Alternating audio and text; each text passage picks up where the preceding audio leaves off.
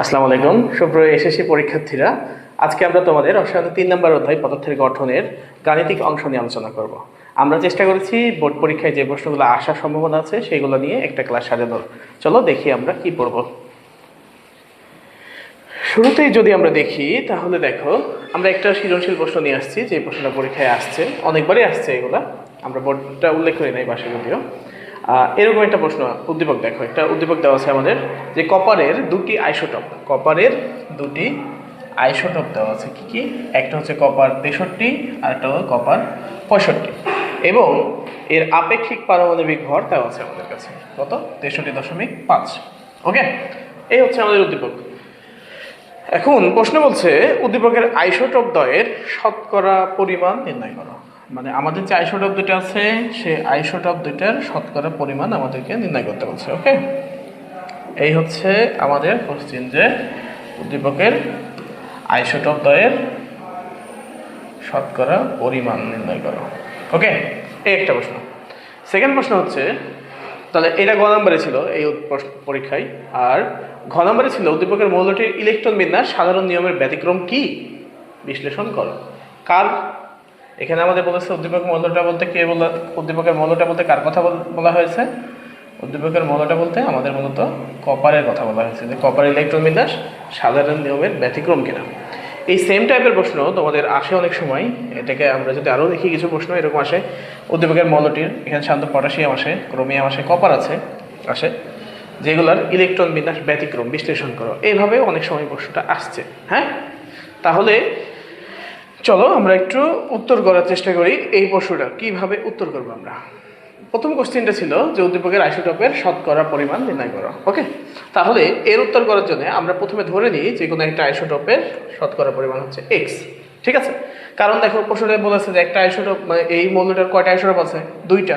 তাহলে একটা যদি X% হয় তাহলে সেকেন্ডটা কত হবে? 100 - X, কারণ দুটা মিলে 100%। ওকে, তাহলে আমরা শুরুতে লিখবো যে ধরি আমরা যে কোনো একটা ধরতে পারি। আমরা আমাদের সুবিধার জন্য এখানে আমরা প্রথমে কপার 63 ছিল, তাই আমরা 63কে X ধরছি, তুমি চাইলে 65কে X ধরতে পারো। ঠিক আছে, তাহলে এরকম আছে যে ধরি কপার 63 আইসোটোপের শতকরা পরিমাণ X%। আমরা ধরলাম, এটা প্রথমে নিলাম যে এটা হচ্ছে আমাদের কত পার্সেন্ট? X%। তাহলে কপার 65 শতকরা পরিমাণ তাহলে কত হবে? 100 - X। ঠিক আছে, তাহলে প্রশ্ন অনুযায়ী আমাদের প্রশ্নে যা বলছে সেটা অনুযায়ী কপারের আপেক্ষিক পারমাণবিক ভর হচ্ছে 63.5। চলো এবার বাকিটুকু আমরা একটু লেখার চেষ্টা করি। আর কি লিখবো? এটা কিন্তু উত্তরের কৌশল। হ্যাঁ, তাহলে আমরা জানি কি জানি আমরা? আপেক্ষিক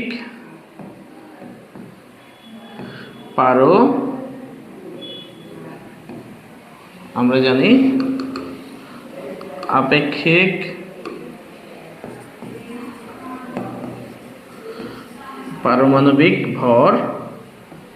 ঠিক আছে, এইটা আপেক্ষিক পারমাণবিক ভর ইকুয়াল হচ্ছে px প্লাস qy বাই 100। ঠিক আছে, এখানে p কি? p হচ্ছে ভর। এখানে এই প্রশ্নটাকে তোমরা অনেকে আবার m দিয়েও দেখে থাকতে পারো। ঠিক আছে, এই সূত্রটা অনেকে m দিয়ে লিখে। হ্যাঁ, তাহলে এখানে p, তাহলে কপার এখানে কপার 63 এর ভর p ইকুয়াল হচ্ছে 63, আর কপার 63 এর শতকরা পরিমাণ x ইকুয়াল হচ্ছে, আমাদের এখানে অবশ্য আমরা X% ধরছি, তাই না? তারপরে কপার 65 যেটা ছিল আমাদের 65 এর শতকরা, এর ভর। ঠিক আছে, কপার 65 এর ভর হচ্ছে, প্রশ্ন অনুযায়ী এই ভরটা আমরা কিউ হচ্ছে 65, আর কপার 65 এর শতকরা পরিমাণ। হ্যাঁ, শতকরা পরিমাণ। এই শতকরা পরিমাণটা কত? ওয়াই। এটা আমরা কত ধরেছি? 100 মাইনাস 2 ডিস্টার্ব হচ্ছে মনে হচ্ছে।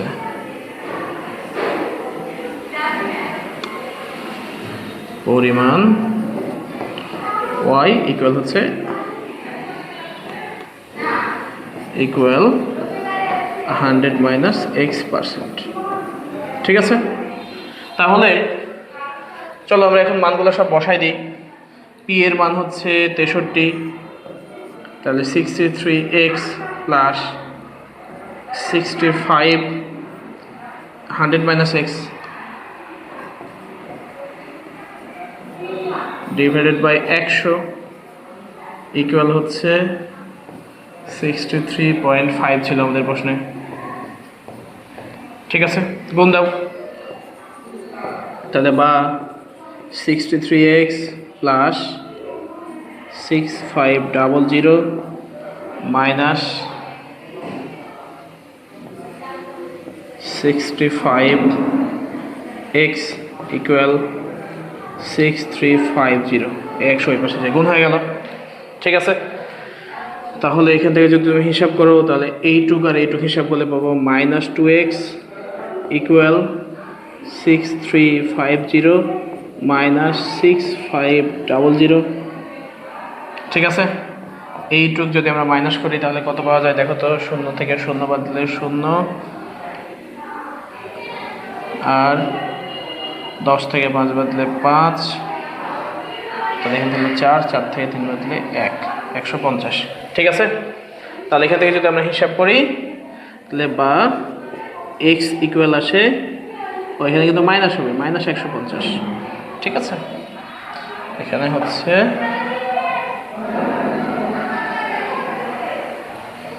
এখানে হবে ইকুয়াল মাইনাস 150।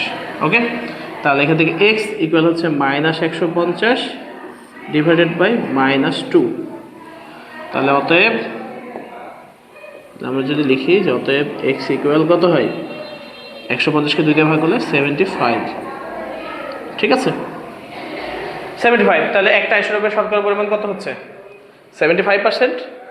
তাহলে দ্বিতীয় আইসোটোপের শতকরা পরিমাণ কত হবে? 100 মাইনাস 75%।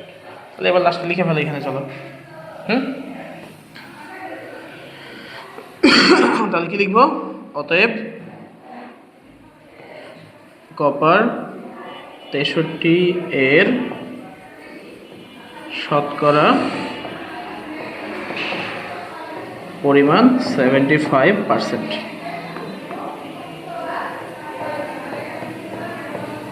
ওকে, তাহলে অতএব কপার 65 এর শতকরা পরিমাণ তাহলে কত হবে?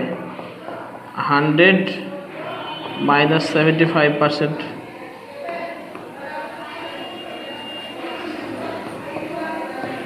তাই না? ইকুয়াল হচ্ছে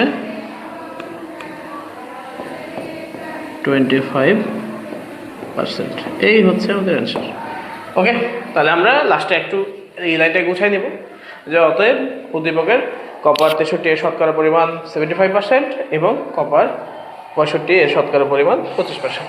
ঠিক আছে, এই হলো আমাদের এটা। চলো পরের প্রশ্নটা আমরা একটু দেখি। আমাদের কোশ্চেন ছিল যে উদ্দীপকের মৌলটির ইলেকট্রন বিন্যাস, মূল অংশ এটা, উদ্দীপকের মৌলটির ইলেকট্রন বিন্যাস সাধারণ নিয়মের ব্যতিক্রম কি? বিশ্লেষণ করো। তোমাকে প্রথমে জিজ্ঞাসা করছে যে ইলেকট্রন বিন্যাসটা সাধারণ নিয়মের ব্যতিক্রম কিনা, অথবা আমরা এই প্রশ্নটাই সেম টাইপের প্রশ্ন এভাবে আসতে পারে যে উদ্দীপকের মৌলটির হতে পারে পটাশিয়াম, যদি পটাশিয়াম সত্যিকার অর্থে ব্যতিক্রম না, তোমাদের লেভেলে ব্যতিক্রম হিসেবে উপস্থাপন করা হয়, অথবা ক্রোমিয়াম অথবা কপার, এগুলোর ইলেকট্রন বিন্যাস ব্যতিক্রম, বিশ্লেষণ করো। ঠিক আছে, তো চলো আমরা এর উত্তর কিভাবে করব আমরা একটু দেখি উত্তরটা কিভাবে করা যায়। তাহলে আমরা যদি দেখি, আমরা প্রথমে এভাবে লিখব যে আউটবাউ নীতি অনুসারে ইলেকট্রন প্রথমে, আউটবাউ নীতি তোমাদের জানা আছে যে আউটবাউ নীতি হচ্ছে, আউটবাউ নীতিকে আমি অনেক সময় এভাবে বলি, বন্যা নীতি বলি। কেন এভাবে বলি? চলো আগে এই নিয়ে একটু কথা বলি, আউটবাউ নীতি নিয়ে। মনে করো যে এই জায়গায় তোমার একটা বাড়ি আছে, হ্যাঁ, 1 তলা 2 তলা 3 4 5 তলা বাড়ি। ঠিক আছে, ground, first floor, second floor, third floor, fourth floor, 5তলা বাড়ি। আর তোমার বাড়ির পাশ দিয়ে এরকম একটা নদী গেছে, হ্যাঁ, এই একটা নদী চলে গেছে। এখন কোনো কারণে যদি এই নদীতে পানি পূর্ণ হয়ে যায়, বন্যা সৃষ্টি হয়, তাহলে তোমার বাড়ির কোন ফ্লোরটা আগে ডুববে বলো তো বন্যার পানিতে? অবশ্যই এই বন্যার পানিতে দেখা যাবে যে আগে কি হবে, বন্যার পানি যদি বাড়ে গ্রাউন্ড ফ্লোরটা ডুবে যাবে, তাই না? বন্যার পানিতে ডুবে যাবে। এইটা ডুবে যাওয়ার পর দেখা যাবে উপরের ফ্লোরটা ডুববে, এরকম পানি বাড়ছে, এটা ডুবছে, এরকম ঘটনা ঘটে। এই জন্য আমি এটাকে বন্যা নীতি বলি অনেক সময়। হ্যাঁ, তা আহ্বান নীতি এরকম বলছে আহ্বাও যে ইলেকট্রন সমূহ প্রথমে, মানে ইলেকট্রন বিন্যাসের সময় পরমাণু ইলেকট্রন সমূহ প্রথমে নিম্ন শক্তি স্তর পূর্ণ করে। ঠিক আছে, কি বলা হয়েছে? যে প্রথমে নিম্ন শক্তির অরবিটাল পূর্ণ করে, প্রথমে নিম্ন শক্তির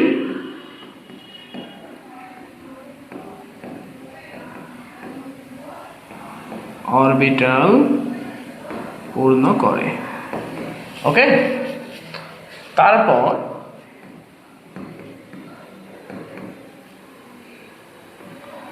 উচ্চ শক্তির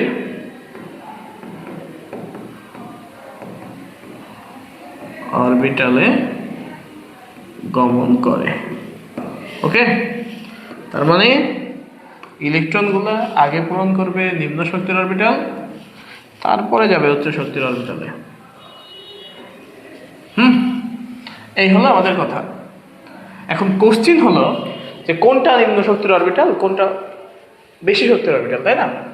যেমন দেখো, মনে করো একটা অরবিটালের কথা যদি আমরা বলি, মনে করো তোমার কাছে আছে 3s একটা অরবিটাল, 3p একটা অরবিটাল, 3d একটা অরবিটাল, 4s একটা অরবিটাল, এরকম বেশ কয়েকটা অরবিটাল আছে। এখন এই অরবিটালগুলোর শক্তি কত হবে, তাই না? কিভাবে বুঝবো আমরা? এই শক্তি নির্ণয় করার জন্য আমাদের কাছে যে সূত্রটা আছে সেটা হচ্ছে n+l। বুঝা গেল? তো যে কোনো অরবিটালের শক্তি সমান হচ্ছে n+l। n আর l এর মান যদি আমরা যোগ করি তাহলে অরবিটালের শক্তি পাওয়া যায়। 3s এর ক্ষেত্রে n এর মান কত হবে? দেখো, 3s এর ক্ষেত্রে n এর মান হবে কি, শুরুতে আছে কত 3, তার মানে n হচ্ছে 3 প্লাস l এর মান কত? l এর মান তোমরা কোয়ান্টাম নাম্বার যখন আমরা পড়ি তখন আমরা বলেছি যে প্রধান কোয়ান্টাম সংখ্যা, সহকারী কোয়ান্টাম সংখ্যা, ঠিক আছে? সহকারী কোয়ান্টাম সংখ্যা হচ্ছে l। l এর মান হচ্ছে 0 থেকে n-1 পর্যন্ত, ঠিক আছে?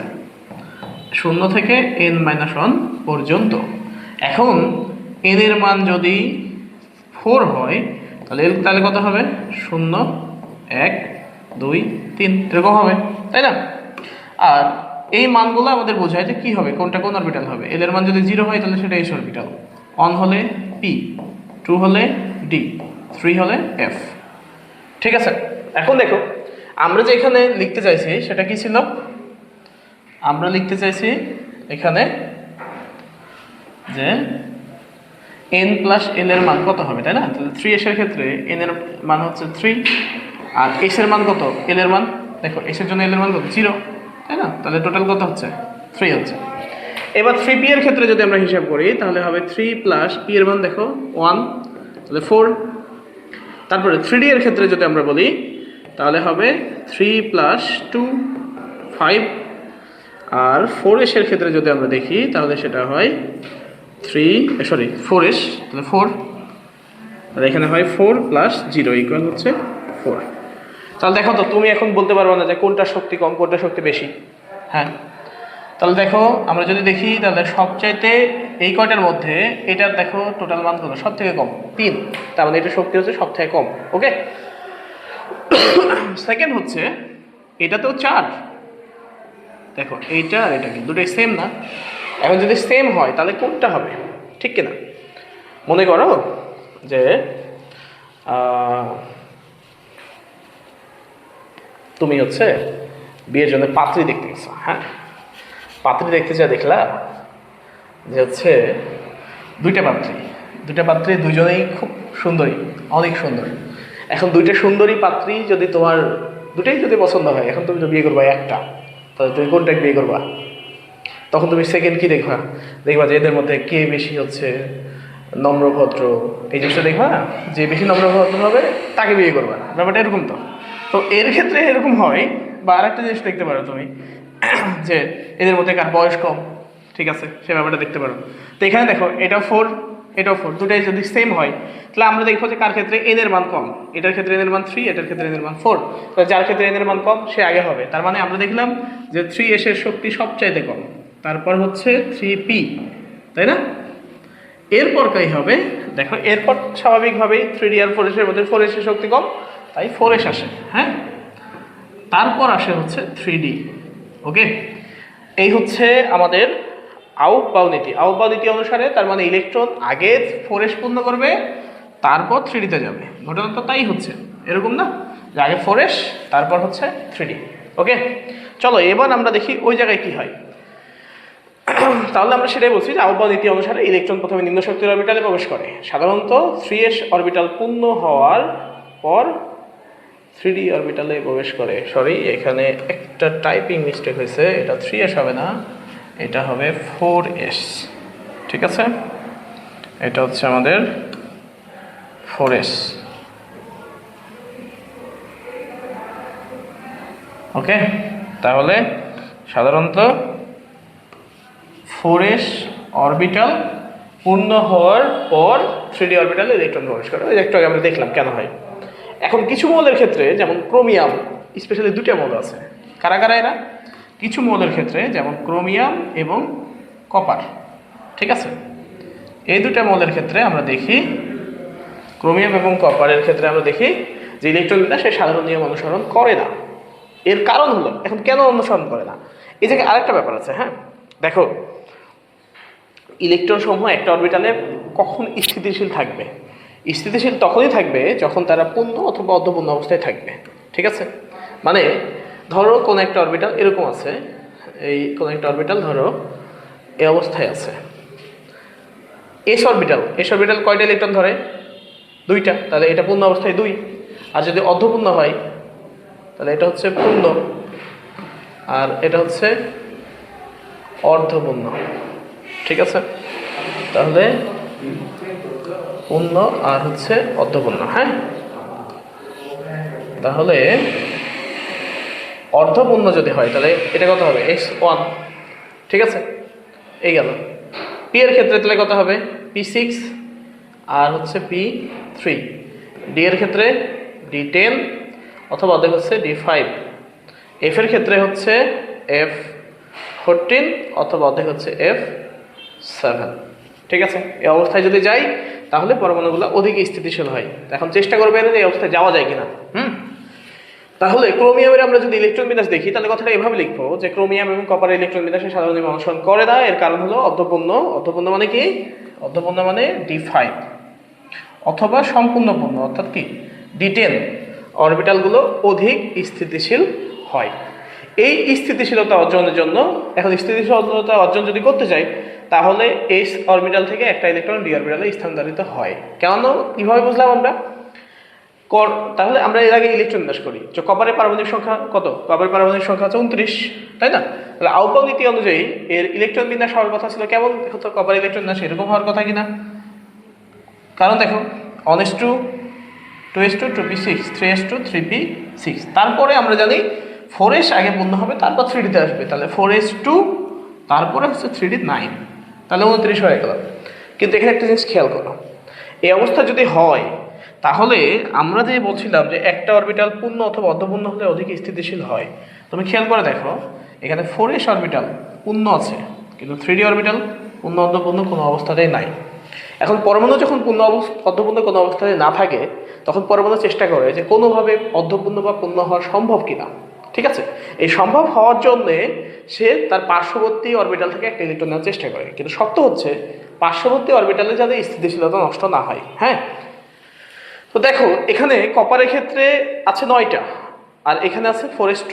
4s থেকে যদি একটা ইলেকট্রন এখানে চলে আসে তাহলে কিন্তু 3d10 হয়ে যাবে, তার মানে কি এটা পূর্ণ হয়ে যাবে। আবার 4s কিন্তু অর্ধপূর্ণ থাকছে, তার মানে কি দুটো স্থিতিশীল হচ্ছে। এই ঘটনাটা এখানে ঘটে। হ্যাঁ, কিন্তু অধিক স্থিতিশীলতা অর্জনের জন্য 4s অরবিটাল থেকে একটা ইলেকট্রন 3d অরবিটালে স্থানান্তরিত হয়, ফলে 3d অরবিটাল সম্পূর্ণ পূর্ণ হয় আর 4s অরবিটাল অর্ধপূর্ণ হয়। ফলে এর ইলেকট্রন বিন্যাস কেমন হয়? তখন ইলেকট্রন বিন্যাসটা হয়ে যায় আমাদের এইরকম, তাই না? যে 1s2 2s2 2p6 3s2 3p6 3d10 4s1। ওকে, তাহলে দেখো শেষ অরবিটাল ডি অরবিটাল অর্ধপূর্ণ, ডি অরবিটাল পূর্ণ আর এস অরবিটাল অর্ধপূর্ণ আছে। তো লাস্টে আমরা এভাবে লিখবো যে সুতরাং উদ্দীপকের মৌলটির ইলেকট্রন বিন্যাস সাধারণ নিয়মের ব্যতিক্রম, কারণ অর্ধপূর্ণ ও পূর্ণ অরবিটালগুলো অধিক স্থিতিশীল হয়। এই স্থিতিশীলতা অর্জনের জন্য এস অরবিটাল থেকে একটা ইলেকট্রন ডি অরবিটালে স্থানান্তরিত হয়। এই গেল, এটা হচ্ছে কপারের গেল। এখন তোমার প্রশ্ন যদি ক্রোমিয়াম থাকতো তাহলে ক্রোমিয়ামে জাস্ট এই জায়গায় চেঞ্জ হতো, 3d4 4s2 হতো, বাকি কথাগুলো একই রকমই থাকতো। তারপরে এখান থেকে একটা ইলেকট্রন এখানে চলে যেত, তাহলে এখানে হতো 3d10 এর জায়গায় হতো 3d5 আর এখানে হতো 4s1। তাই লাস্টে আমরা লিখলাম যে এরকম অবস্থায় কপারের 3d অরবিটাল অর্ধপূর্ণ হয় এবং 4s অরবিটাল অর্ধপূর্ণ হয়, অর্থাৎ পরমাণুটা স্থিতিশীল হয়। আর এই স্থিতিশীলতা অর্জনের জন্যই মূলত এরা গমন করে। ওকে, এটা গেল। আরেকটা প্রশ্ন আছে, দেখো পটাশিয়ামের ইলেকট্রন বিন্যাস ব্যতিক্রম কেন? পটাশিয়ামের ইলেকট্রন বিন্যাস সত্যিকার অর্থে ব্যতিক্রম না, কিন্তু এই প্রশ্ন অনেক সময় এভাবে না লিখে আবার এভাবেও লিখে যে পটাশিয়ামের ক্ষেত্রে শেষ ইলেকট্রনটি 3d-তে না গিয়ে 4s-এ যায় কেন। এর ব্যাখ্যা হচ্ছে এই যে এটা, ঠিক আছে, এই জিনিসটা হচ্ছে এর ব্যাখ্যা। যে আমরা বলবো যে আমরা জানি আউপাউ নীতি অনুসারে ইলেকট্রন সমূহ প্রথমে নিম্ন শক্তির অরবিটাল পূর্ণ করে, এরপর উচ্চ শক্তির অরবিটালে গমন করে, ঠিক আছে। তাহলে এবার 3d এবং 4s এর ক্ষেত্রে মানে এই শক্তির মান n+l এর সমান। এবার 3d এবং 4s এর ক্ষেত্রে আমরা এই জিনিসটা বের করে দেখাবো যে 3d এর ক্ষেত্রে n+l সমান হচ্ছে 3+2 মানে 5, এখানে এটা, ঠিক আছে। তাহলে এই জিনিসটা আমরা এখানে দেখাবো, এটা যে 3d এর ক্ষেত্রে এরকম আর এই 4s এর ক্ষেত্রে এরকম, ঠিক আছে।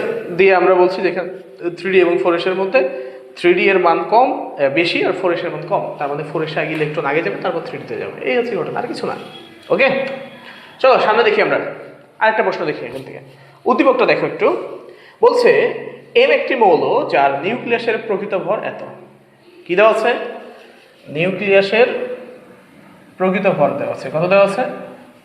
6.5287 × 10⁻⁻23 গ্রাম, এবং এর নিউট্রন সংখ্যা দেওয়া আছে, বুঝতে পারলাম। আরেকটা অংশ ছিল এই প্রশ্নের, আমরা শুধু গ নাম্বারটা নিয়েছি কারণ খ নাম্বার আমরা গত ক্লাসে পড়েছি। হ্যাঁ, এ ও বি অপর দুটি মৌল যারা পর্যায় সারণীর দ্বিতীয় পর্যায়ের গ্রুপ 15 এবং গ্রুপ 17-তে অবস্থিত, এটা আমাদের 4 নম্বর অধ্যায়ের অংশ, সেই জায়গায় আমরা পড়বো। প্রশ্ন হচ্ছে এম মৌলের প্রোটন সংখ্যা নির্ণয় করো। আমাদের জিজ্ঞাসা করেছে যে এম মৌলের প্রোটন সংখ্যা কত হবে, এটা একটা প্রশ্ন, ঠিক আছে। এম মৌলের প্রোটন সংখ্যা নির্ণয় করো, অথবা প্রশ্ন এভাবে আসতে পারে যে পরমাণুর প্রকৃত ভর হতে প্রোটন বা নিউট্রন সংখ্যা নির্ণয় করো। এই প্রশ্নটা এভাবে আসে। অনেক সময় প্রশ্নটা এভাবেও আমরা দেখছি যে উদ্দীপকের পরমাণুটি চিহ্নিত করো, ঠিক আছে। চিহ্নিত কীভাবে করবা? এই কথাটা এভাবে আসছে যে পরমাণুটি চিহ্নিত করা। চিহ্নিত করবো কিভাবে, তাই না? আমরা জানি যে একটা পরমাণুর পারমাণবিক সংখ্যা যত হয় বা প্রোটন সংখ্যা যত হয় সেটার উপর নির্ভর করে যে পরমাণুটা কি হবে। আর প্রোটন সংখ্যা বা পারমাণবিক সংখ্যা কখনোই চেঞ্জ হয় না, তাই না? তাই আমরা পরমাণুটা চিহ্নিত করতে পারবো প্রোটন সংখ্যা থেকে, অর্থাৎ এই প্রশ্নটা যেটা বলছে প্রোটন সংখ্যা নির্ণয় করো, সেম জিনিসটাই হচ্ছে পরমাণু চিহ্নিত করো। ওকে, এর সাথে আমরা সেকেন্ড আরেকটা প্রশ্ন অ্যাড করেছি। এরকম এই যা মানটার পরিবর্তে এরকম মান অনেক সময় থাকে যে একটি মৌলের নিউক্লিয়াসের প্রকৃত ভর এত গ্রাম, মানে 5.357 গ্রাম × 10⁻23 গ্রাম, এর নিউট্রন সংখ্যা 17, মৌলটির প্রোটন সংখ্যা কত হবে? আমি উপরের অংশটা করে দেবো, তোমরা সেকেন্ড অংশটা করবা নিজে, ঠিক আছে। তাহলে চলো আমরা একটু দেখি। তাহলে আমরা বলছি এম মৌলের পারমাণবিক সংখ্যা নির্ণয় করো, ঠিক আছে। তাহলে চলো, আমরা কি জানি দেখো তো, আমরা একটা জিনিস জানি না এরকম, যে আমরা জানি কোনো মৌলের, তাহলে আমরা লিখব যে আমরা জানি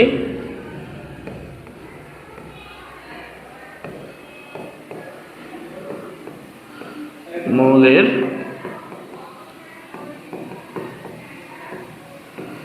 নিউক্লিয়াসের ভর, ঠিক আছে। আমরা জানি মৌলের নিউক্লিয়াসের ভর সমান হচ্ছে প্রোটন সংখ্যা গুণ প্রোটনের ভর যোগ নিউট্রন সংখ্যা। কারণ কি, আমরা রাদারফোর্ড পরমাণু মডেল অনুসারে জানি যে পরমাণু নিউক্লিয়াসে থাকে প্রোটন আর নিউট্রন। নিউট্রন সংখ্যা গুণ নিউট্রনের ভর। ঠিক আছে, ওকে। তাহলে প্রোটন সংখ্যা গুণ প্রোটনের ভর। তাহলে আমরা মনে করি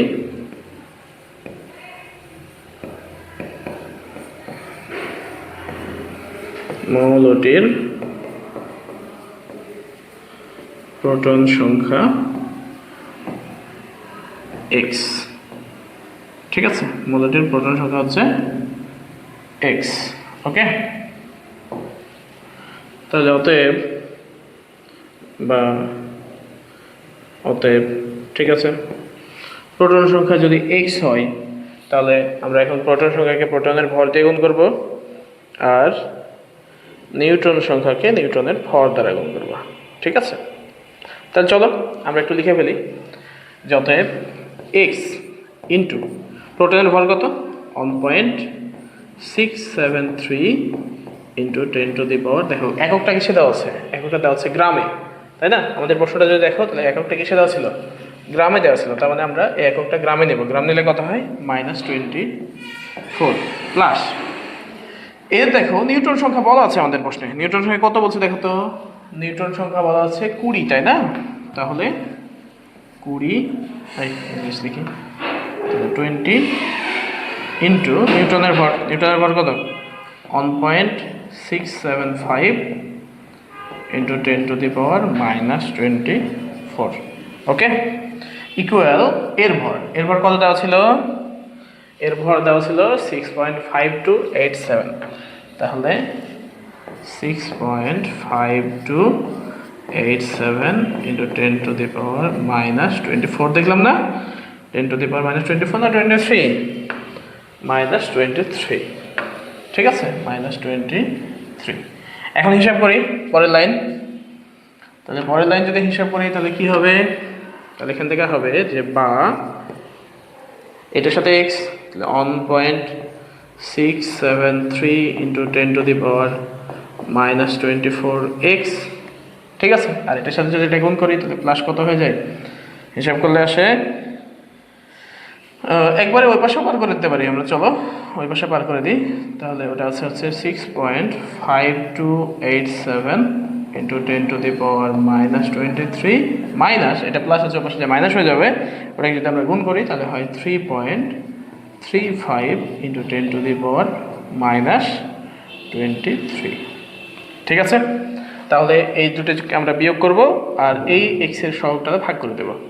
তাহলে এখান থেকে আসবে আমাদের যে বা x ইকুয়াল, এ দুটাকে বিয়োগ করো, বিয়োগ করলে কত পাবা, বিয়োগ করলে পাবো আমরা হচ্ছে 8 নামে যাবে, 7 নামবে, 8 নামবে, তাই না? তারপরে এখানে 12 হয়, 12 থেকে 5 বদলে 7, এখানে থাকে 4, 4 থেকে 3 বদলে 1, আর 6 থেকে 3 বদলে 3, তাহলে 3.1787 ইন্টু 10⁻⁻23 ডিভাইডেড বাই 1.673 ইন্টু 10⁻⁻24। ঠিক আছে, এখান থেকে হিসাব করলে আমরা কত পাবো, এটাকে যদি ভাগ দাও তুমি দেখো, এটা যদি আমরা ভাগ দিই 19 পাই, তাহলে আমরা লিখতে পারি অতএব x ইকুয়াল 19। ঠিক আছে, তাহলে x ইকুয়াল যদি 19 হয় তাহলে মৌলটার প্রোটন সংখ্যা কত হবে, 19 হবে। কারণ আমাদের তো প্রোটন সংখ্যাই বের করেছিলাম, আমরা প্রোটন সংখ্যা x ধরেছিলাম না। তাহলে আমরা লিখতে পারি অতএব মৌলটির প্রোটন সংখ্যা 19। ঠিক আছে, এখন তোমাকে যদি জিজ্ঞাসা করে, ধরো প্রশ্নটা এভাবে বলছে যে মৌলটি চিহ্নিত করো, চিহ্নিত করতে গেলে কি হবে, তাহলে আমরা যদি প্রোটন সংখ্যা সব সময় ফিক্স থাকে, প্রোটন সংখ্যা 19 কার, পটাশিয়ামের, তাই না? আমরা লিখতে পারবো যে অতএব মৌলটি পটাশিয়াম। ঠিক আছে, মৌলটি হচ্ছে পটাশিয়াম। পটাশিয়ামের মধ্যে তালবস্যা হয় না, পটাশিয়াম বা কে। ঠিক আছে, এই হচ্ছে আমাদের অ্যান্সার। শেষ। পারবো? তাহলে আমরা যেটা দেওয়া থাকবে, ধরো ভর দেওয়া থাকবে, সেটা বের করার জন্য সূত্র হচ্ছে প্রোটন সংখ্যা গুণ প্রোটনের ভর যোগ নিউটন সংখ্যা গুণ নিউটনের ভর, তাই না? এরপরে যেহেতু আমাদের প্রোটন সংখ্যা দেওয়া নাই, তাই প্রোটন সংখ্যাকে এক্স ধরে দেবো। এক্স ধরে নেওয়ার পরে সেখান থেকে আমরা সমীকরণ রেডি করবো, সমীকরণ থেকে এক্স এর মান বের করবো, তাহলে দেখবা মিলে গেছে। এখন তোমাদের কাজ হচ্ছে এই অঙ্কটা করবা, যেটা তোমাদের হোমওয়ার্ক থাকলো। এটা এই অংশটা হোমওয়ার্ক থাকলো। নিউটন সংখ্যা বলা আছে কত? 17। ওকে, এটা হচ্ছে তোমাদের হোমওয়ার্ক, করবা এটা। ঠিক আছে, এই অঙ্কটা করে কমেন্ট বক্সে দেবা। আচ্ছা চলো সামনে দেখি আমরা আর কি প্রশ্ন এই অধ্যায় থেকে আসতে পারে। আরেকটা প্রশ্ন দেখো, এ মৌলের 3টা আইসোটোপ। এ মৌল একটা মৌলের কথা বলেছে, মৌলটা হচ্ছে এ। এবারে 3টা আইসোটোপ আছে। একটা হচ্ছে A1, এর শতকরা পরিমাণ হচ্ছে 78%, আর ভর হলো 44। আরেকটা আইসোটোপ হচ্ছে A2, এর শতকরা পরিমাণ হচ্ছে 14%, আর ভর হচ্ছে 46। আরেকটা হচ্ছে A3, এটা শতকরা পরিমাণ 8% এবং ভর হলো 53। দেখো তো সবগুলো যোগ করলে 100% হয় কিনা? 100% হয়। 8 8 16, তাহলে 86 90 100। ওকে, হয়ে গেছে। এখন এই একটা উদ্দীপকের একটা অংশ, সেকেন্ড পার্ট হচ্ছে 3p is less than 6s is less than 4f is less than 5d। একটা অংশ দেওয়া আছে আমাদের, হ্যাঁ, আউপনীতি অনুসারে আসছে এটা। এবার গদামারে বলছে যে 1 নম্বর উদ্দীপক হতে এ মৌলের আপেক্ষিক পারমাণবিক ভর নির্ণয় করো। 1 নম্বর উদ্দীপক যেটা আছে আমাদের, এটা এখান থেকে আমাদের বলেছে এ মৌলের আপেক্ষিক পারমাণবিক ভর। এ মৌলের আপেক্ষিক পারমাণবিক ভর সেম টাইপের অঙ্ক আমরা একটু আগে বোধহয় দেখছিলাম না, যে px প্লাস qy করলাম। দেখো তো শতকরা পরিমাণ দেওয়া ছিল, শতকরা পরিমাণ বের করলাম না, এই টাইপেরই অঙ্ক হচ্ছে আমাদের এটা। ঠিক আছে, তাহলে আমাদের বলছে এমদের আপেক্ষিক পারমাণবিক ভর নির্ণয় করা। এই জিনিসটাকেই অনেক সময় এভাবে আমরা বলতে পারি যে আইসোটোপের শতকরা পরিমাণ হতে গড় আপেক্ষিক পারমাণবিক ভর নির্ণয় করো, বা মৌলটি চিহ্নিত করো। অনেক সময় এভাবে বলে, হ্যাঁ, মৌলটি চিহ্নিত করা। যদিও ভর থেকে মৌল চিহ্নিত করা একটু রিস্কি, কারণ অনেক সময় একই ভরের ভিন্ন ভিন্ন মৌল থাকে। হ্যাঁ, এই প্রশ্নটা কম থাকে, এটা কম থাকে, কিন্তু ওইগুলো থাকে। আর খ নম্বরের প্রশ্ন হচ্ছে 2 নম্বরের উপস্তরগুলোর শক্তির ক্রম পরমাণুতে ইলেকট্রন বিন্যাসের নীতির প্রতিফলন। উক্তিটি মূল্যায়ন করে, মানে ওই যে আহ্বান নীতি যেটা একটু আমরা পড়লাম, এর শক্তির ক্রমগুলো বের করবো, দিয়ে আমরা বলবো যে এইভাবেই ইলেকট্রন বিন্যাস হয়। হ্যাঁ, আচ্ছা চলো, তাহলে আমাদের বলছে এ মৌলের আপেক্ষিক পারমাণবিক ভর নির্ণয় করো আইসোটোপের শতকরা পরিমাণ হতে। হ্যাঁ, তাহলে চলো আমরা কি জানি? তাহলে আমরা জানি আপেক্ষিক পারমাণবিক ভর, এটাকে অনেক সময় গড় আপেক্ষিক পারমাণবিক ভরও লেখা হয়। হ্যাঁ, এই নিয়ে কনফিউজ হওয়ার কোনো প্রয়োজন নাই, বা কনফিউজ হওয়া যাবে না। আপেক্ষিক পারমাণবিক ভর, ওকে, ইকুয়াল হচ্ছে px plus qy plus rz। মানে 3টা যদি ভাগে, তাহলে আমরা এই সূত্র লিখবো ডিভাইডেড বাই 100। 100 কেন? কারণ মোট শতকরা পরিমাণ হচ্ছে 100। ঠিক আছে, এরপরে ইকুয়াল দেব। এখন এখানে কি কি আছে সেগুলো আমরা বলে দেব, যে এখানে পি কত? প্রথম মৌলের ভর আমরা একটু সংক্ষেপে লিখছি এক্স, তাই না? তাহলে পি লিখলাম, এক্স লিখলাম, কিউ লিখলাম, ওয়াই লিখলাম, আর লিখলাম এবং জেড লিখলাম। মানগুলো একটু বসাই দিই আমরা। হ্যাঁ, চলো দেখি আমরা কি ছিল আমাদের মানগুলো। পি এর মান হচ্ছে কত? 78 44 14 46। তাহলে এটা হচ্ছে 78, এটা হচ্ছে 44, এটা হলো 14, এটা হচ্ছে 46। হ্যাঁ, আর লাস্টেরটা কত আছে? লাস্টের হচ্ছে 8 53, এটা হচ্ছে 8 53। আচ্ছা, ব্যাপার 78% 14, সরি px না, আমরা পার্সেন্টেজ ধরবো, আর পি হচ্ছে শতকরা পরিমাণ। আচ্ছা আচ্ছা আচ্ছা, একটু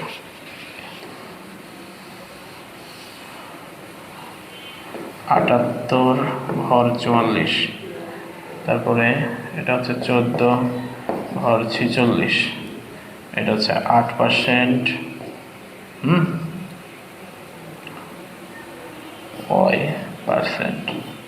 পার্সেন্ট। এটা কত শ্রেণী ছিল? এটা হচ্ছে 53, 5-3। এই হচ্ছে ব্যাপার। মান বসে দাও, চলো। তাহলে ইকুয়াল 44 গুণ 78 যোগ 46 গুণ 14 যোগ 53 গুণ 8, ঠিক আছে? আর একে ভাগ দেবো কত দিয়ে? 100, তাই না? তাহলে হিসাব করে ফেলি কত হয়, চলো দেখি। তাহলে আমরা যদি দেখি একবারে হিসাব করে ফেলবো তোমরা, হ্যাঁ। 44 গুণ 78 যোগ 46 গুণ 14 যোগ 53 গুণ 8 ভাগ হচ্ছে 100, তাহলে সে 45, ঠিক আছে? তাহলে এক্স এর মান এই আপেক্ষিক পারমাণবিক ভর কত বললাম? 45। তাহলে আমরা লাস্টে লিখবো যে অতএব মৌলটির, মৌল বলেছে না পরমাণু বলেছে? মৌলের বলছে। তাহলে অতএব মৌলটির আপেক্ষিক পারমাণবিক ভর,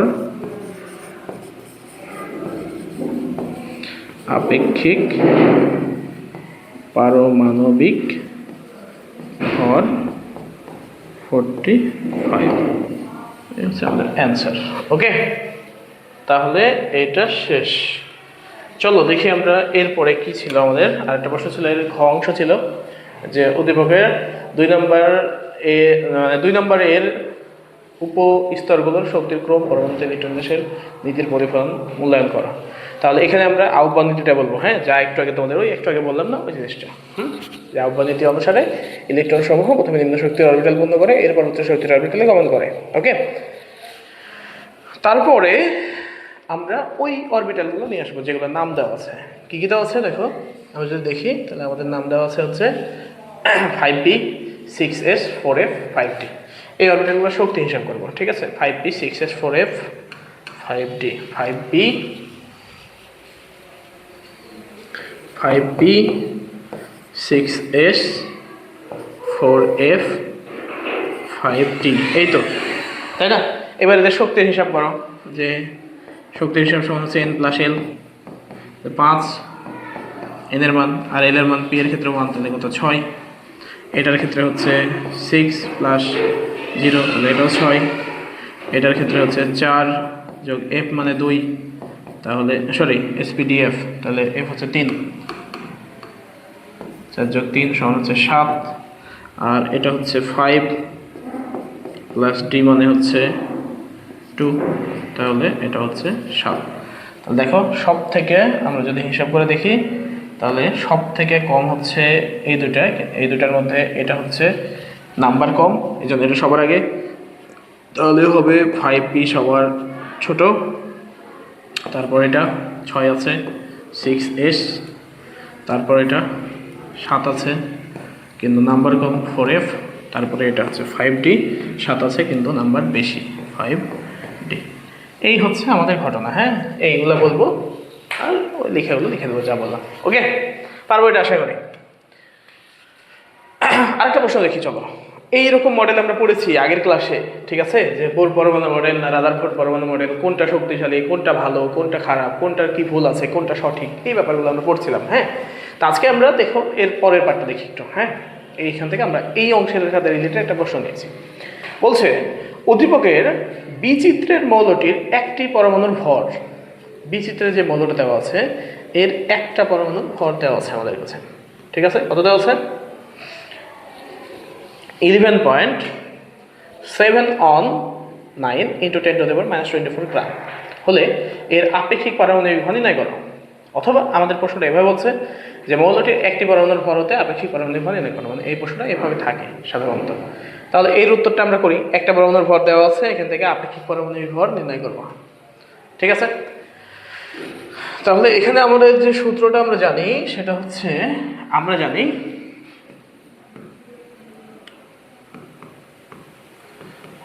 জানি আপেক্ষিক, আমি একটু সংক্ষেপে লিখছি, পারমাণবিক ভর সমান হচ্ছে মৌলের একটি পরমাণুর ভর। মৌলের একটি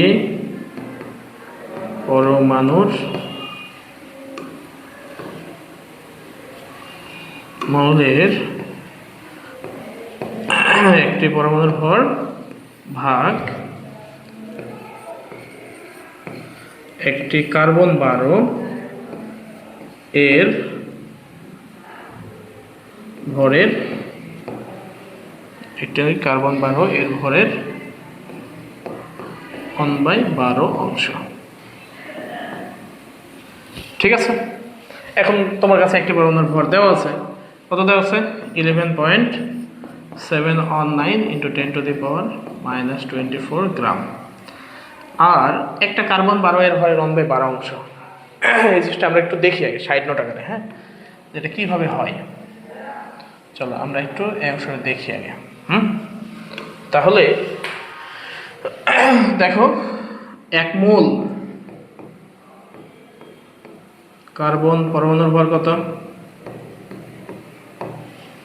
1 মোল কার্বন পরমাণুর ভর হচ্ছে 12 গ্রাম। তাহলে অতএব একটি কার্বন পরমাণুর ভর কত হবে? 12 ভাগ ওই যে অ্যাভোগাড্রো নাম্বার 6.023 × 10⁻23। ঠিক আছে, এত গ্রাম। ওকে, কাটাকাটি করলে কত পাবো দেখো তো? 12 ভাগ 6.023 10⁻23, তাহলে আসে 1.99 × 10⁻23। ওকে, এখানে গ্রাম হবে না রে, জায়গায় গ্রাম হবে না তো, টি তো এটা সংখ্যা, তাহলে কি পাচ্ছি? এত গ্রাম পাচ্ছি, তাই না? এখন আমাদের বলছে এর 1/12 অংশ, তাহলে এর 1/12 অংশ সমান কত? 1.99 × 10⁻⁻23 ভাগ 12 গ্রাম। কত পাবো দেখো তো? রাইট, 1.66 × 10⁻⁻24 গ্রাম। ঠিক আছে, তাহলে উপরে এটা গেল, নিচে আসছে 1.66 × 10⁻⁻24 গ্রাম। হিসাব করে কত হয় দেখো, ডিভাইডেড বাই কত আছে আমাদের? 1.66 × 10⁻⁻24। এই যদি আমরা হিসাব করি তাহলে আসে 7। ঠিক আছে, 7.06। এখন এর কি কোনো একক থাকবে বলো তো দেখি? একক থাকবে কি? কোনো একক থাকবে না। ঠিক আছে, আপেক্ষিক পারমাণবিক ভরের কোনো একক থাকে না যখন একটা পরমাণুর ভর দিয়ে বের করি। কেন থাকে না? কারণ দেখো, উপরেও গ্রাম নিচেও গ্রাম, গ্রাম গ্রাম যদি কেটে যায় তাহলে কি কোনো একক থাকলো? কোনো একক থাকে না, এই জন্য এর কোনো একক থাকে। তাহলে আমরা লাস্টে লিখবো যে অতএব মৌলটির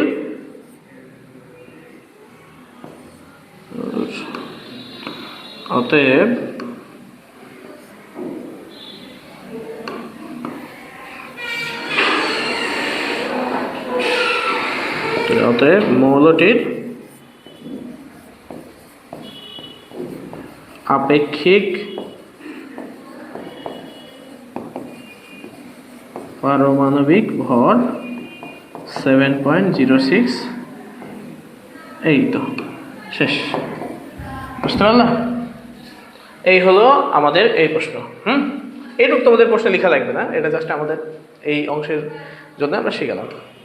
তারপর দেখো আরেকটা প্রশ্ন দেখি আমরা। বলছে এরকম একটা প্রশ্ন, উদ্দীপক আছে দুইটা পার্ট। একটা হচ্ছে 1 নম্বর অংশ যে x16, তারপরে x17, x18, বুঝতে পারছো তিনটা আইসোটপ। তাহলে এক্স মৌলের আইসোটোপের শতকরা পরিমাণ যথাক্রমে এত এত এত দেওয়া আছে তিনটা, মানে 16 হচ্ছে 99.76 ভাগ, তারপরে 17 হচ্ছে 0.037 ভাগ, আর 18 হচ্ছে 0.2035%। ওকে, দ্বিতীয় আরেকটা উদ্দীপক আছে, সেটা হচ্ছে ওয়াই এবং জেড দেওয়া আছে। একটা ওয়াই হচ্ছে 19 আর জেড হচ্ছে 11। তাহলে আমাদের এবার বলছে যে এখানে এক্স ওয়াই জেড প্রতীকী অর্থে কোনো মৌলের প্রতীক না, মানে এগুলো ইচ্ছা মতো আমরা নিয়েছি। এবার প্রশ্ন হচ্ছে উদ্দীপকের এক্স মৌলের আপেক্ষিক পারমাণবিক ভর নির্ণয় করো। সেম আগেরটার মতো না? দেখো তো এই প্রশ্নটার মতো কিনা। তিনটা আইসোটোপের শতকরা পরিমাণ দেওয়া আছে, দিয়ে বলেছিল আপেক্ষিক পারমাণবিক ভর কত। এই সেম জিনিস আমাদের এখানে বলছে যে তিনটা আইসোটোপের পরিমাণ দেওয়া আছে, আপেক্ষিক পারমাণবিক ভর কত। তোমরা এটা বের করবা, বের করলে জানাবা। এটা তোমাদের হোমওয়ার্ক। এরপরে পরের প্রশ্নটা দেখি আমরা, সেটাকে ফোকাস করি। পরের প্রশ্নটা হচ্ছে যে উদ্দীপকের ওয়াই ও জেড মৌল দুটির ইলেকট্রন বিন্যাস। হ্যাঁ, খুবই গুরুত্বপূর্ণ একটা প্রশ্ন, পরীক্ষায় প্রচুর পরিমাণে আসে। হ্যাঁ, উদ্দীপকের ওয়াই ও জেড মৌল দুটির ইলেকট্রন বিন্যাস 2n² সূত্র মেনে চলে কিনা। ওকে, 2n² সূত্র মানে কিনা এটা আমাদের জিজ্ঞাসা করছে, বিশ্লেষণ করা।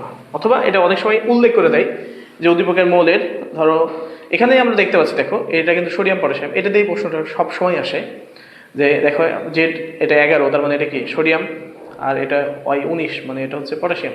ঠিক আছে, ইলেকট্রন বিন্যাস 2n² সূত্র সমর্থন করে কি, বা মেনে চলে কি, বা মেনে চলে কি না, বিশ্লেষণ করো। এরকম অনেকভাবে আসতে পারে। হ্যাঁ, তাহলে চলো এই প্রশ্নটা আমরা উত্তর করার চেষ্টা করি।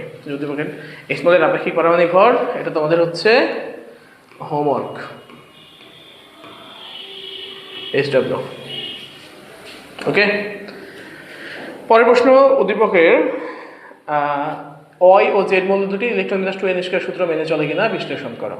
তাহলে আমাদের প্রথম কাজ হচ্ছে এই প্রশ্নগুলোর উত্তর করার সময় আমাদের প্রথম কাজ হচ্ছে মৌলটা চিহ্নিত করা যে এটা কে। ঠিক আছে, তাহলে আমরা প্রথমে বলবো যে উদ্দীপকের, আগে থেকে চিহ্নিত করে চলো, যে উদ্দীপকের ওয়াই মৌলটির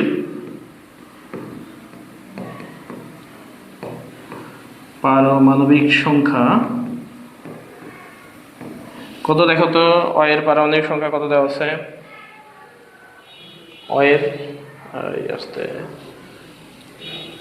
উদ্দীপকের ওই মৌলটির পারমাণবিক সংখ্যা কত দেওয়া আছে।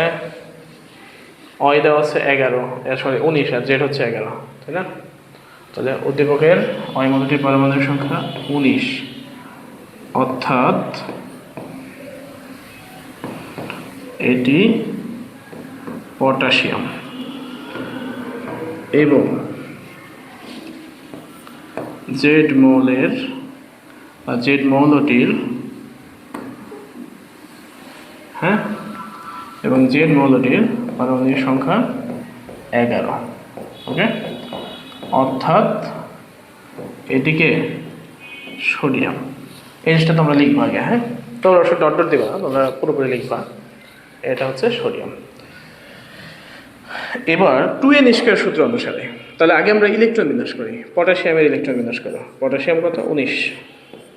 তাহলে 1s2 2s2 2p6 3s2 3p6, তারপরে হচ্ছে 3d9 4s1। এই তো পটাশিয়াম নাকি। আর আরেকটাকে সোডিয়াম, সোডিয়াম 11, এর ইলেকট্রন বিন্যাস করি।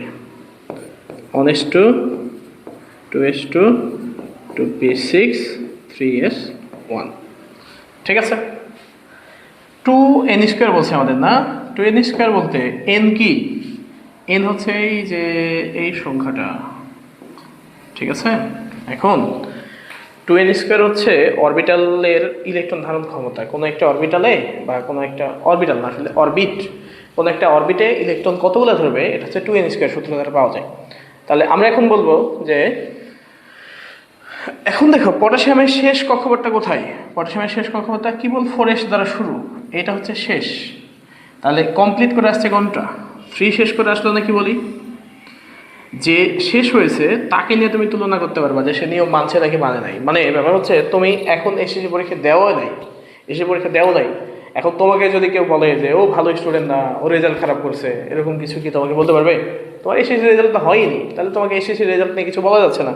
তোমাকে কেউ তোমার 9-এর রেজাল্ট নিয়ে বলতে পারে যে ও 9-এর রেজাল্ট খারাপ, তার মানে ও পড়াশোনা করে নাই ক্লাস 9-এ, এটা বলতে পারে, ঠিক কিনা? তাহলে যেটা তুমি ওভার করে আসছো সেটা নিয়ে তুলনা করা যেতে পারে, যেটা তুমি আর এখনো ফলাফল পাইনি আমরা, বা যেটা কমপ্লিটই হয়নি সেটা নিয়ে তোমাকে তুলনা করা যায় না। এরকমই এই 2n² সূত্র মানবে কিনা এটা দেখতে গেলে আমাদের দেখতে হবে কোন অরবিটালটা সে শেষ করে আসছে। পটাশিয়ামের দেখো শেষ করে আসছে কোনটা, 3 নম্বর অরবিট শেষ করে আসছে। 3 নম্বর অরবিটের ক্ষেত্রে এনে 2n² এর মান বের করবো, দিয়ে দেখবো যে এখানে কয়টা ইলেকট্রন আছে। আচ্ছা, তাহলে 2n² সূত্র অনুসারে 2n² অনুসারে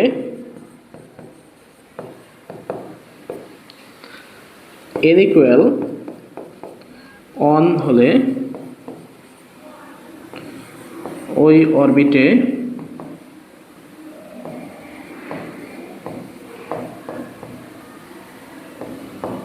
ইলেকট্রন সংখ্যা ওই অরবিটে ইলেকট্রন সংখ্যা হবে কত হবে? 2 × 1² ইকুয়াল হচ্ছে 2। তারপরে n ইকুয়াল 2 হলে ওই অরবিটে ইলেকট্রন সংখ্যা হবে কত হবে? 2 × 2² মানে হচ্ছে 4 8টা। তারপরে n ইকুয়াল 3 হলে ওই অরবিটে ইলেকট্রন সংখ্যা হবে কত হবে? 2 × 3² মানে 18টা।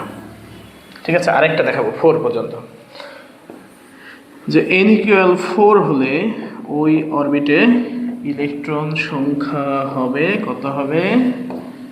2 × 4² মানে 32। বুঝতে পারলাম? এই হচ্ছে ঘটনা।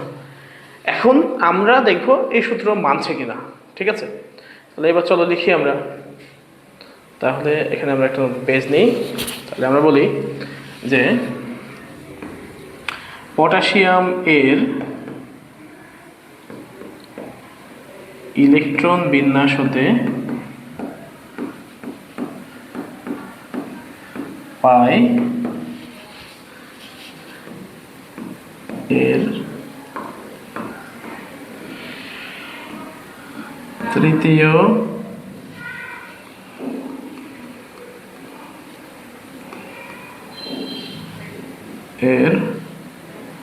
তৃতীয় এই বাবা ডিস্টার্ব করিস কেন?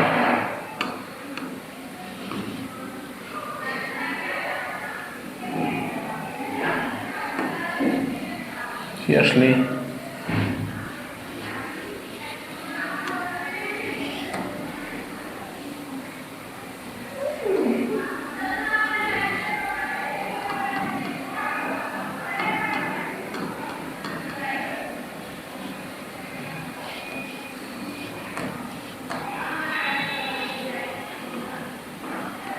আচ্ছা,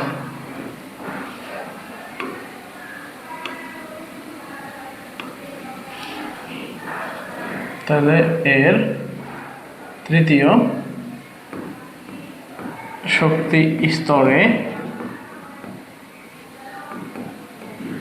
ইলেকট্রন সংখ্যা কয়টা আছে দেখো তো একটু, আমরা দেখি কয়টা আছে। 2 আর 6 8টা, তাই না? ইলেকট্রন সংখ্যা 8টি, কিন্তু 2n² সূত্রানুসারে নিয়ম অনুসারে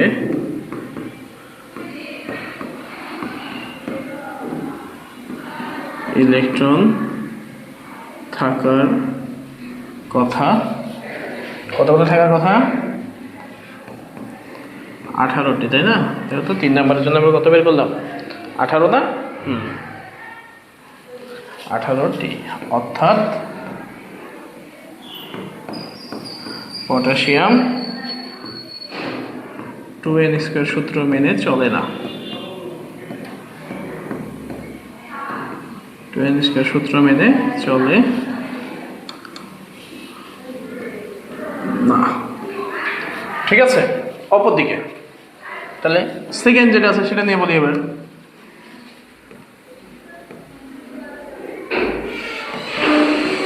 অপরদিকে সোডিয়াম এর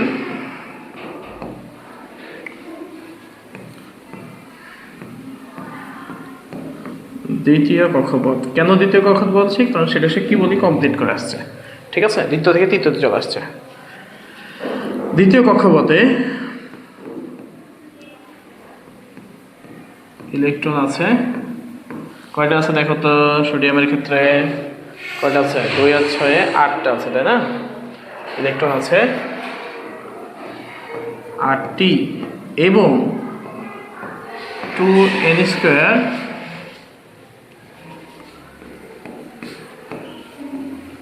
সূত্রানুসারে, ওই সূত্র অনুসারে ইলেকট্রন কয়টা থাকার কথা?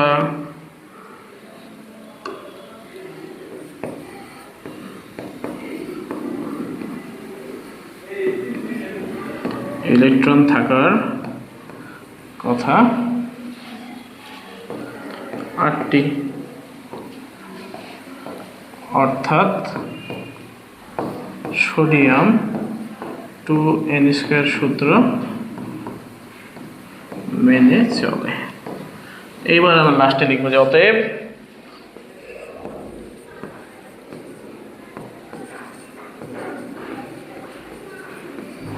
উদ্দীপকের মৌলদ্বয়ের মধ্যে কে ছিল? সোডিয়াম কে ছিল উদ্দীপকের মৌলদ্বয়ের মধ্যে? সোডিয়াম কোনটা দেখো? উদ্দীপকের মৌলদ্বয়ের মধ্যে সোডিয়াম হচ্ছে Z আর পটাশিয়াম হচ্ছে Y। মধ্যে পটাশিয়াম বা ব্র্যাকেটের মধ্যে লিখতে পারি Y 2n² সূত্র মেনে না চললেও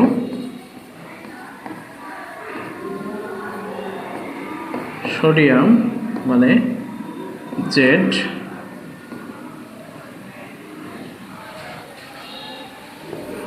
2n² সূত্র মেনে চলে। বুঝে গেল? শেষ। এই প্রশ্নের উত্তরটা এভাবে দেবো আমরা। ওকে, আচ্ছা পরের প্রশ্ন দেখি আর কি আছে আমাদের কাছে।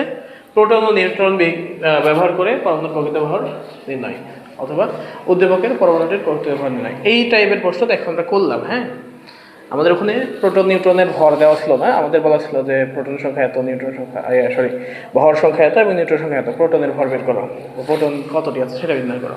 হ্যাঁ, এর উল্টাটা অনেক সময় থাকতে পারে, দেখা গেল প্রোটনের ভর, প্রোটন সংখ্যা বলে দিয়েছে আর হচ্ছে নিউট্রন সংখ্যা বলে দিয়েছে, দিয়ে বলে যে পরমাণুর প্রকৃত ভর কত হবে। হ্যাঁ, এক্ষেত্রে আমরা যেটা করবো সেটা হচ্ছে ওই সূত্রটা দেখলাম না, দেখো একদম শুরু দিকে আমরা একদম শুরু দিকে একটা ম্যাথ করলাম। এই হচ্ছে প্রোটন নিউট্রন দিয়ে,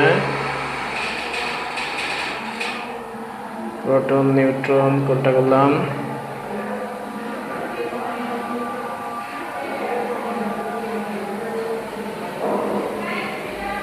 করি সেটা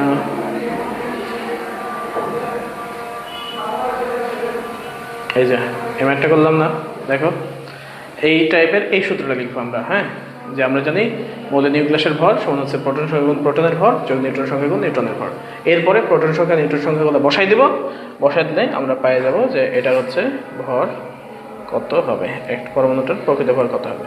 ঠিক আছে, তাহলে এই হচ্ছে আমাদের টোটাল ব্যাপার।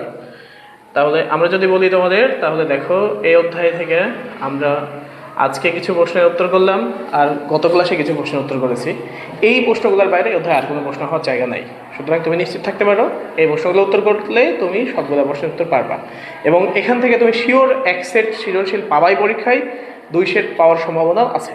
ওকে, তাহলে আজকে এ পর্যন্তই। ভালো থাকো আর ভালোভাবে পড়াশোনা করো। যে কোনো প্রশ্ন থাকলে